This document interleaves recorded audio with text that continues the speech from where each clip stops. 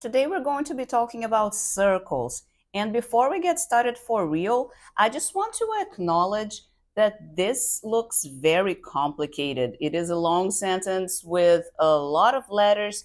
It's the equation of a circle, and that shouldn't be a complicated thing because a circle is a very simple shape. So the reason why it looks more complicated than it should, it's because it has 5 different letters that are present in this equation, and this is a lot. And we're going to talk about all of them to try to see why it's actually not that complicated. But before we do that, I want to start by talking about something that you are probably a lot more familiar with, which are equations of straight lines. Please don't skip this part of the video because you already know lines. This is the point. I am going to make a connection between the two things. So it is important for you to hear me talking about something that you already know first. Well, here is the slope-intercept form of the equation of the line, y equals ax plus b, and an example in a set of axes. So if I ask you for this example, what is the value of b in the equation, you will tell me that it's 2 because it's the y-intercept.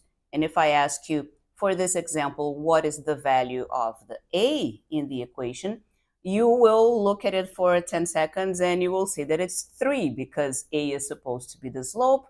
Slope is rise over run, and you have 2 points in the example to figure out that the slope is 3. But if I then go ahead and ask you what is the value of x for this example, then you should tell me that my question doesn't make any sense. And the same if I ask you what is the value of y for this example. That question also doesn't make any sense. But it made sense just now when I asked you what is the value of a for the example and the value of b for the example. So x and y and a and b, even though they are 4 letters and all 4 letters are present together in the same equation representing the same picture, which is a straight line, the 4 letters are not actually doing the same thing. That's why I have painted 2 of them in blue and 2 of them in green to stress the difference. The green ones, a and b, are going to have each one of them a fixed value for the whole line. But the blue ones, x and y, each point on the line has a different value of x and a different value of y. For example, the point that I marked here in purple, x is 2 and y is 8 on that point. But on this other point here, y is 2 and x is 0.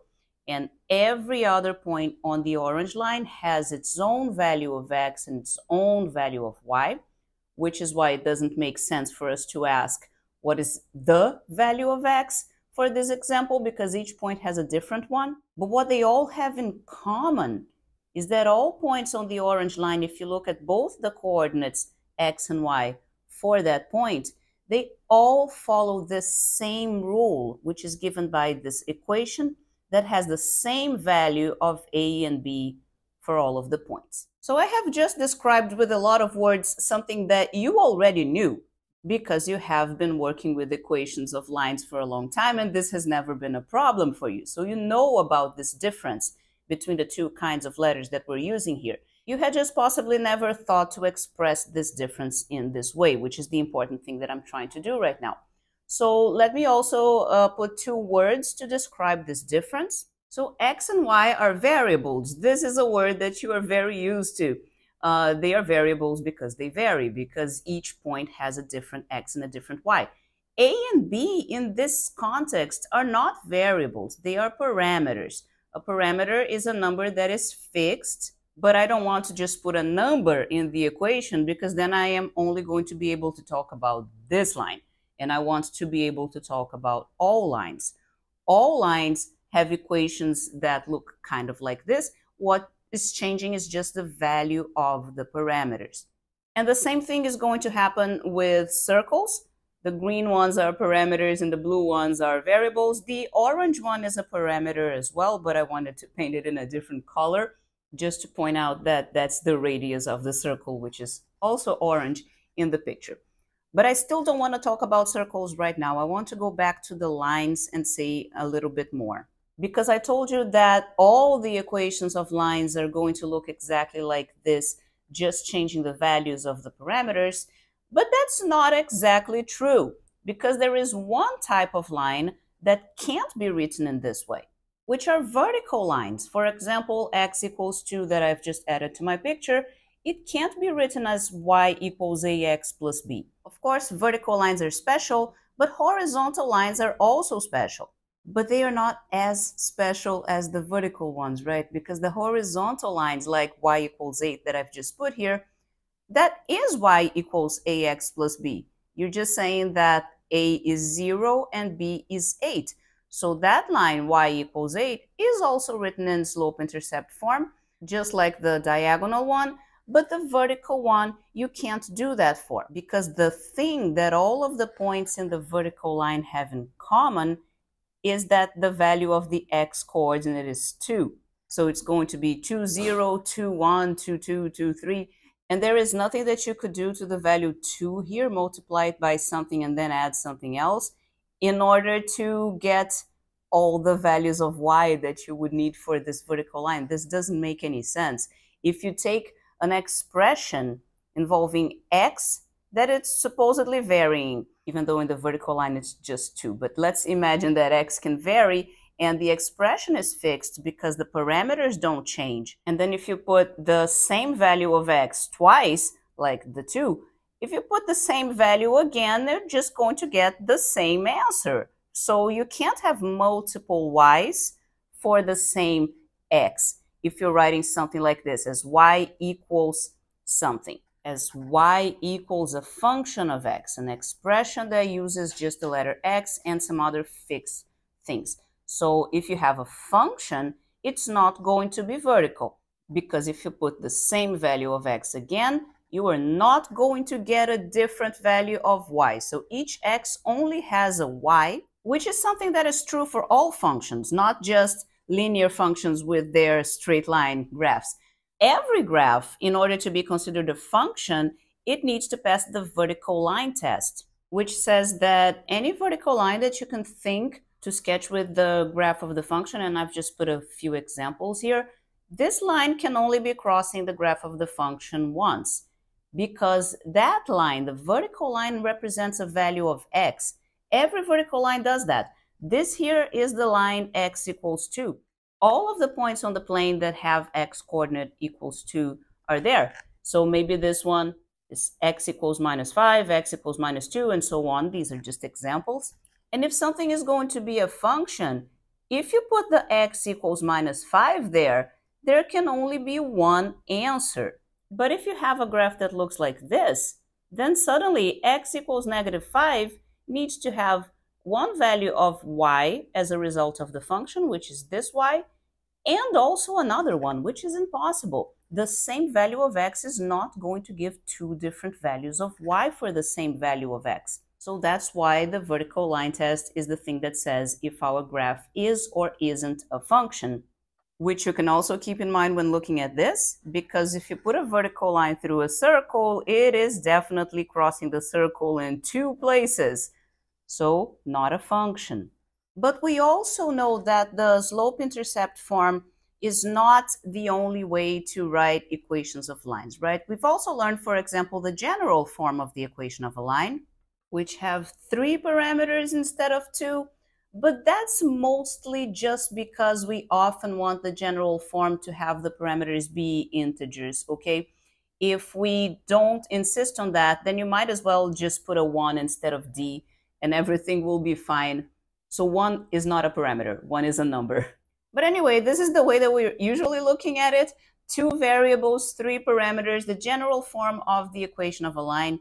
Anything that you can write in slope-intercept form, you can also write in general form. So for this example, which was 3 and 2, you can just say 3x minus y plus 2 equals 0. So you put the parameters here, 3, negative 1, and 2.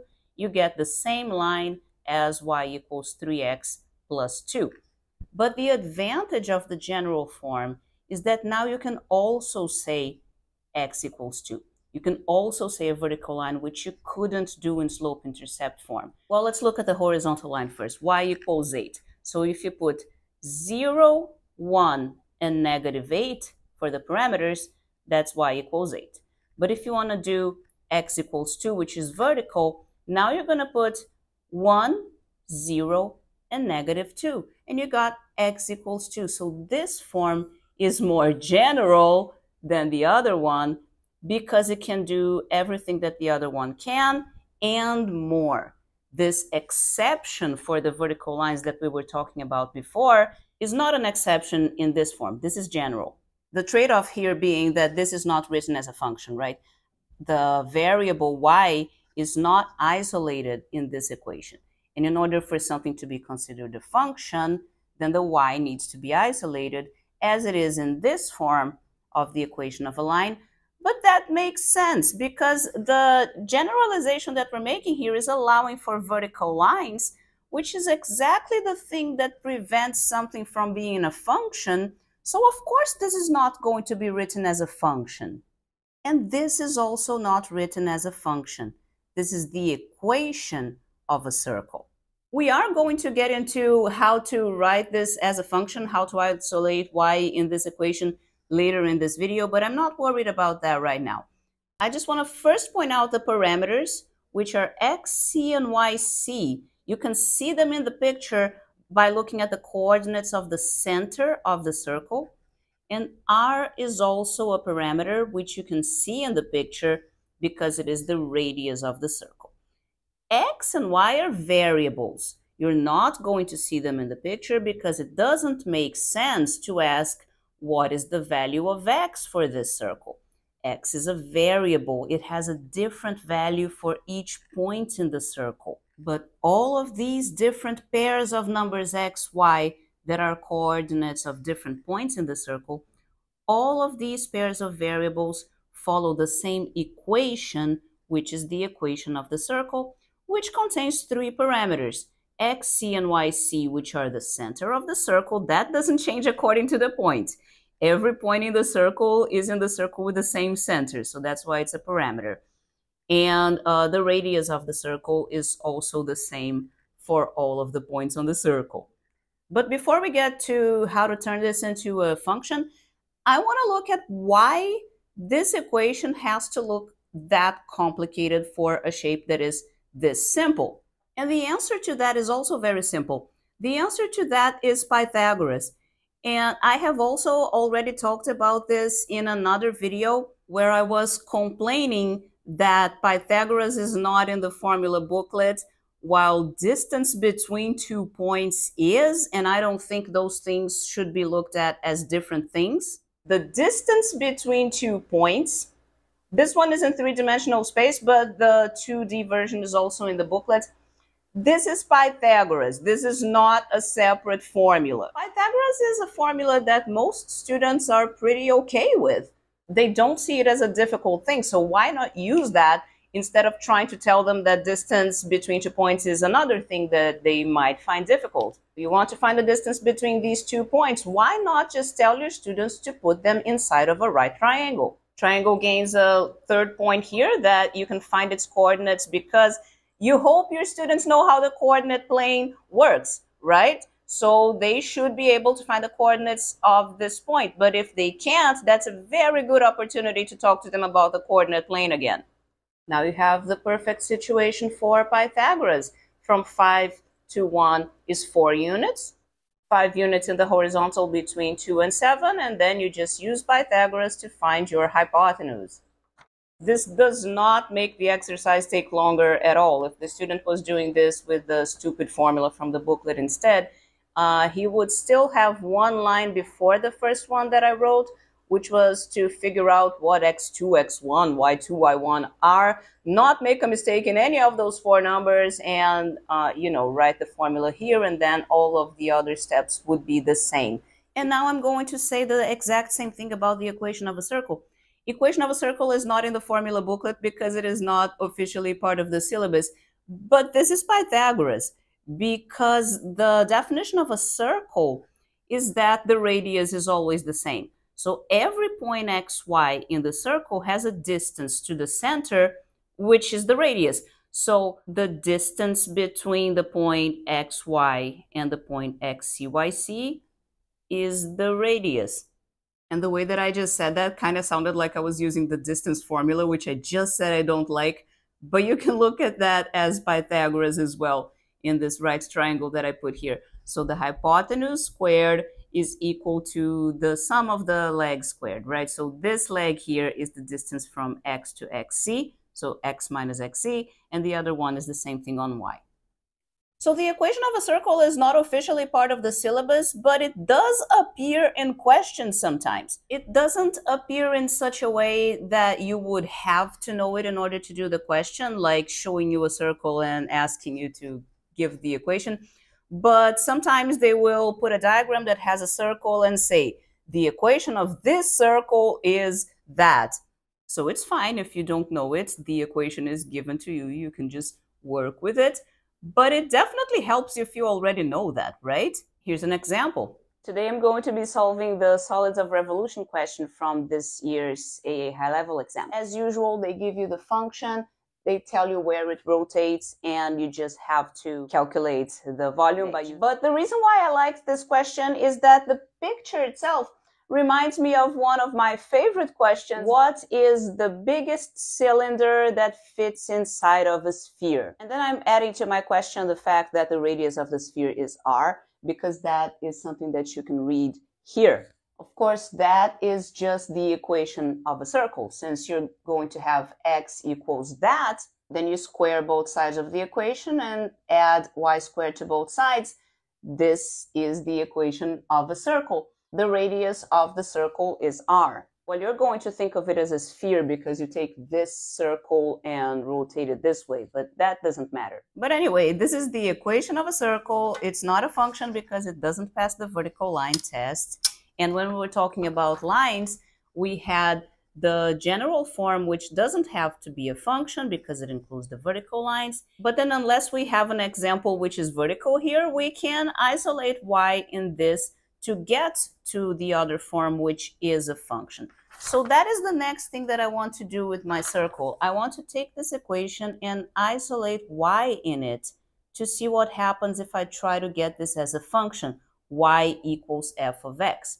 So in general, whenever you have an equation and you want to look at it as a function, what you want to do is isolate y. That's always the case, but it's not always going to be easy to isolate y in the equation. Of course, that depends on the equation. And a lot of the times it also can be not possible to isolate y.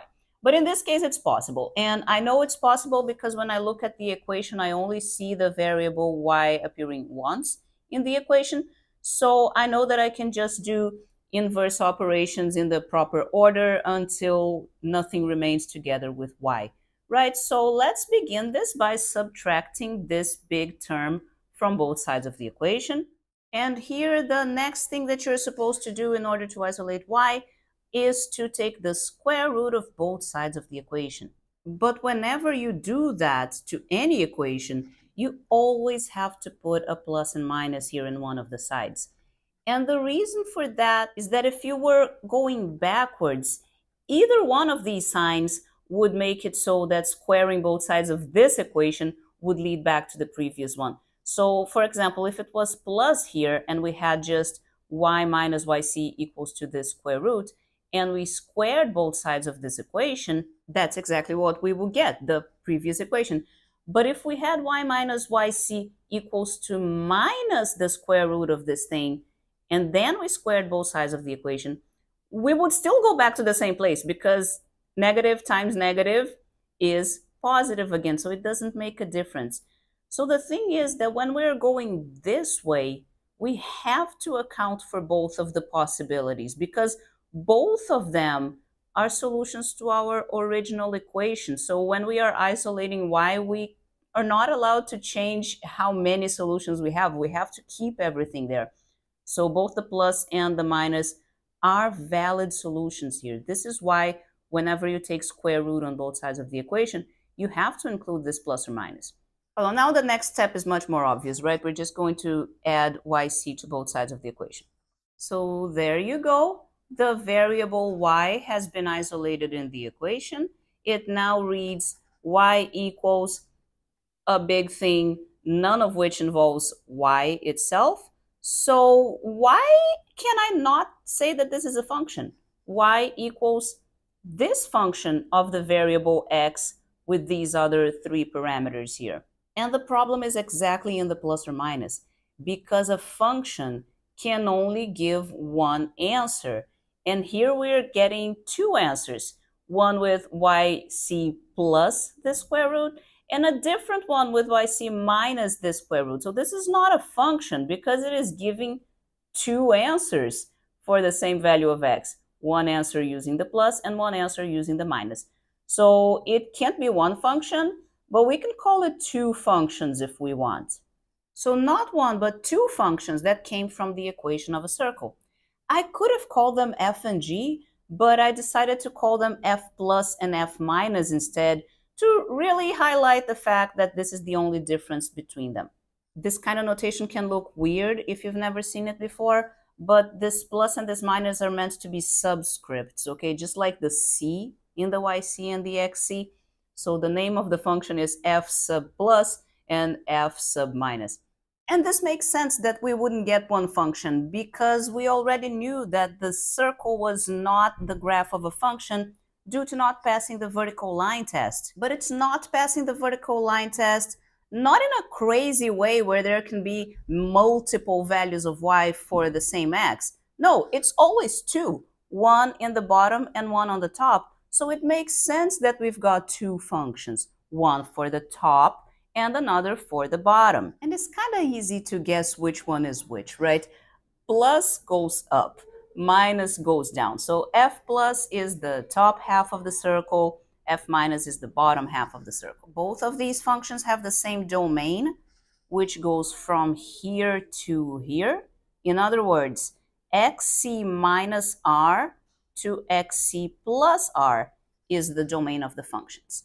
They have different ranges because f plus has a range here and f minus has a range here.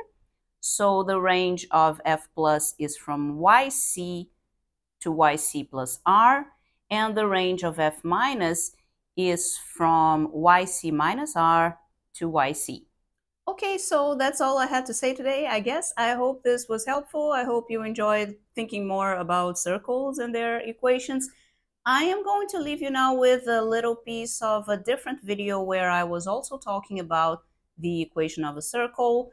It was a different context and I was making a different point, but I think it fits. So I will add it here and leave the link for the full video in case you want to watch it. Since we're only looking at x and y as the coordinates of points in the plane, then this shape doesn't really need to pass the vertical line test in order to get an equation that describes the rule that its points follow.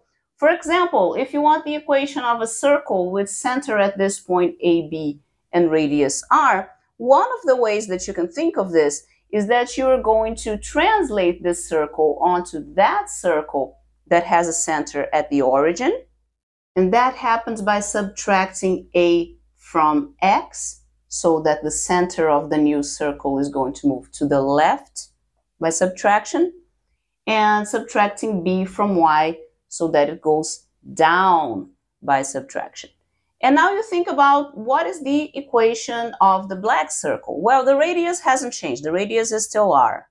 So if you know that the equation of a circle centered at the origin is that this thing squared plus this thing squared needs to be the radius squared, then you also know that this is how to write the equation of the green circle. Because first you look at its points x, y, think about their corresponding translated points x minus y, y minus b, apply that to the equation of that circle, and there you go.